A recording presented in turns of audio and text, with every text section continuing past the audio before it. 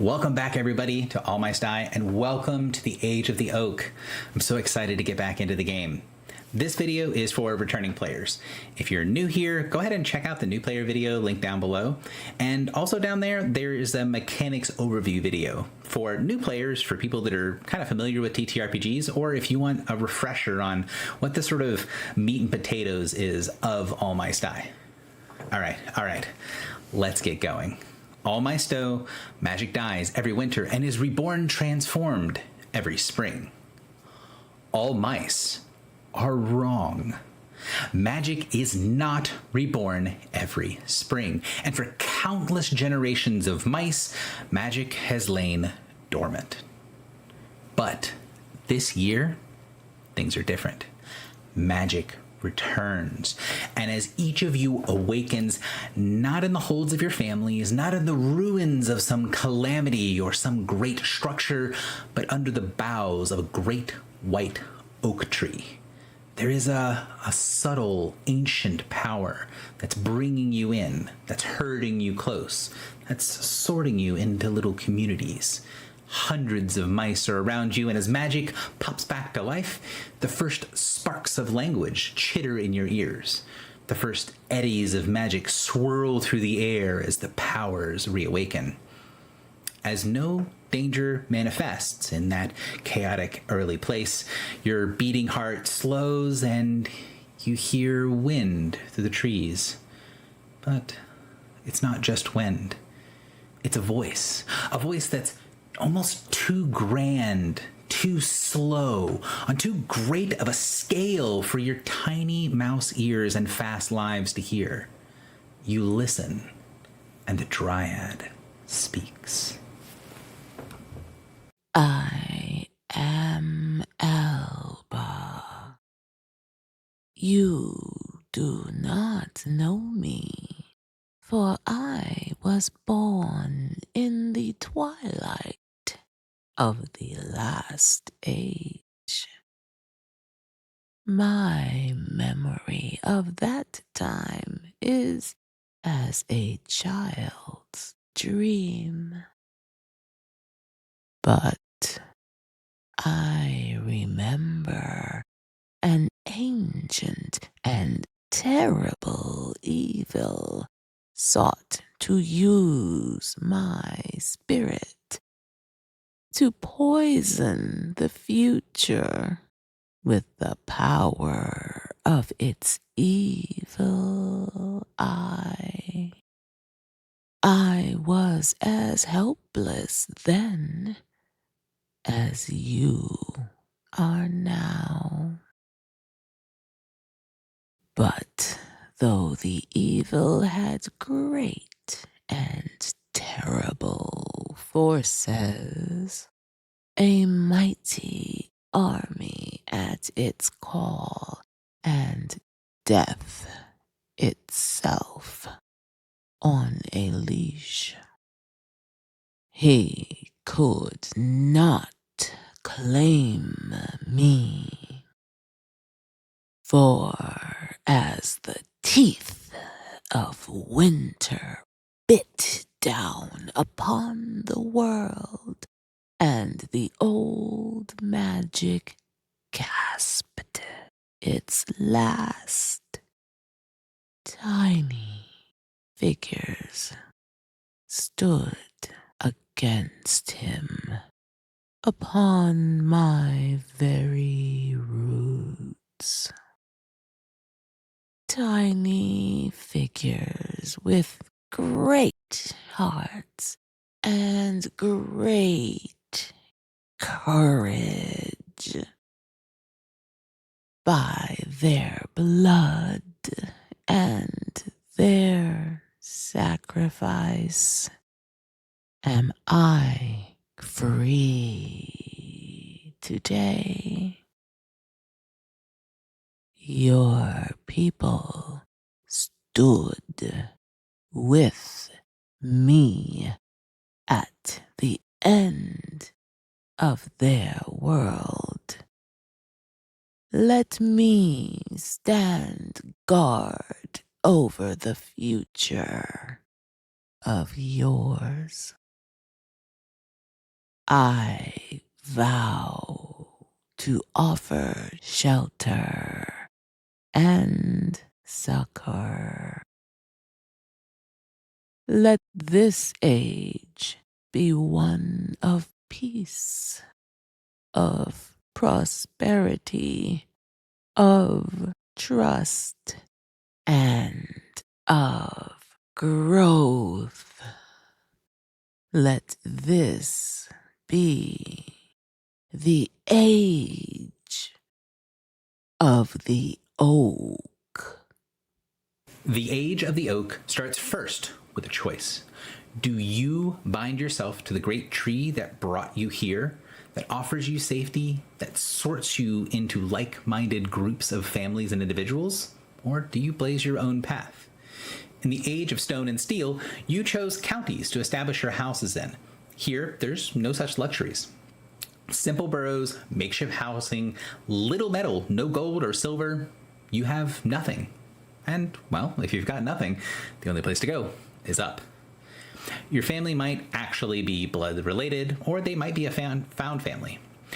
What they are united by is a creed, a code, and a pact to either blaze their own trail or to be bound to one of the pieces that is connected with the tree, one of the bloodlines. The creed part is similar to your house saying, your house words from last season. It's a motto that spurs drama and moves things forward. If you remember from last season, that system was okay, but it had problems sometimes when we'd get to the end of the session and think, well, what were the moments that were actually dramatic? This time we're doing it a little differently. The heroic deed system is gone, and in its place is the heroic invocation system. Now, if you think that there's a situation where your words apply, you will say, normally I would do this, but because my words are this, instead I'm going to do that. And that thing is going to ratchet up the drama.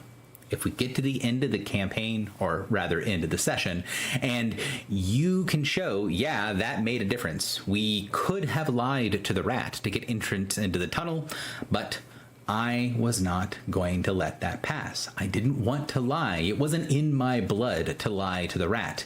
And because we didn't lie, you remember all that crazy stuff that happened? That is a good justification for why your heroic invocation should generate a magic item. There's going to be a little bit more guidelines and some overall pieces that people can work with, and we're going to try to make it more community oriented as everyone talks about the things that they could do that would represent that moment. Okay, so we talked a little bit about bloodlines. What does that actually mean? Well, if your family binds themselves to the oak, they will choose a bloodline, a single mark in this symbol that's carved into the side of the tree. As their blood sinks in, it will change them spiritually, physically, mentally. When you make your characters, you can make as many mice as you want to that have those two stats that are on either end of your bloodline. Those are your trunk stats, the core part of your character. If at any one time you want to branch out from it, you can go one step away. You can have one mouse that's not in your core thing. Now, you could just roll really well and have high stats that are not connected with that, but you get a benefit for those specific stats. Okay, let's talk about an example. Bloodline 1 here, actually, when it comes to names, we'll see if you guys figure that stuff out. But they use Constitution and Dexterity. So you can make as many mice as you want and get the bloodline benefit for either Constitution or Dexterity on each mouse. If you want, you can take one step away and you can have a mouse that gets your bloodline benefit for Strength or Wisdom. This benefit will weight the stat. It's similar to your house benefits from last season, but it's slightly different.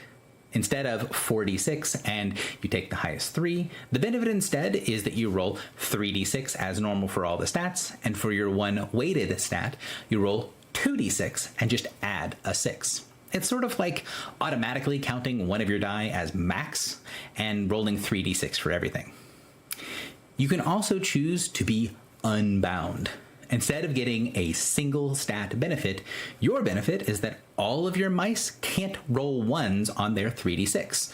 So instead of it being a range of 3 to 18 for your starting stats, instead it's bumped up. You, at minimum, are going to have all 2s or 6. So 6 to 18. Your floor is a little higher, but you don't specialize in anything. You can change things as you go, mold your bloodline later, but we'll get to that. Okay, so you know your stat options, but what about the classes? Well, this game is starting from scratch. It's year 0. It's the I have a rock and twig and I don't know how to put them together yet stage of the survival game, which means only the basic classes are here. Fighter, Guardian, Rogue, Wizard, Druid, and Warlord. That's it. You can see the full descriptions of each of these classes and the design history in the Discord if you look down in the Age of the Oak channel. We're going to unlock classes pretty quickly in this game.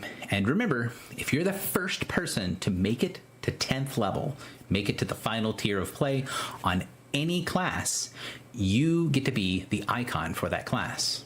What does that mean? Well, what it means is that me, you, and Jesse, our artist, will sit down and draw your character.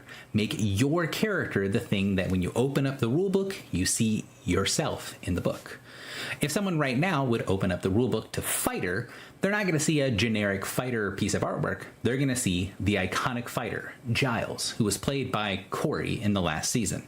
That same thing, that same statement might be something I say about you if you're the first person to make it to level 10 on the Guardian.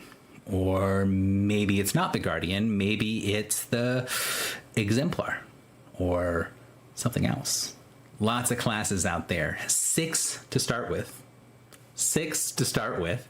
And when we get that 7th unlocked very quickly, we'll have all the core classes to jump in and get going. Okay, so when I get back from Gen Con, I'll be posting the 5 starting quest. The seeds to get everything going. But here's a quick teaser. Alba knows that within her roots, below her very feet, is a stronghold where the mice of the last age made their final stand. Who knows what horrors await you below ground, or what treasures await. She can also feel far off to the west what she thinks might be another dryad. It's too far for her to sense directly, but if you're ready, you can venture out into the wider world and can carry an introduction for your protector to another dryad, and maybe make some new friends in this brand new age. And what's that buzzing off in the distance? It's probably nothing. Oh, and you know, what does the dryad mean when she says that her powers are weakened by being forced to deal with all of the restless dead that remain from the battle long ago? That might be something to think about, or maybe you've got something else you want to do. There's plenty of adventure around, and there's also something that's stirring within. As much cool stuff as there is outside of the world, you'll also be able to delve and build a connection further into yourself as time goes on. If you remember last season, you could spend influence as you leveled up to get new buildings and benefits and things like that, but that's only one part of the puzzle. The other part is if you take that influence to research, to draw backwards into this mythic past that you had, you can tell that there's something about these bloodlines, something trapped within your blood, a secret that only some of you will be able to uncover. So, adventure awaits, within and without. Let's go. I'll see you at table.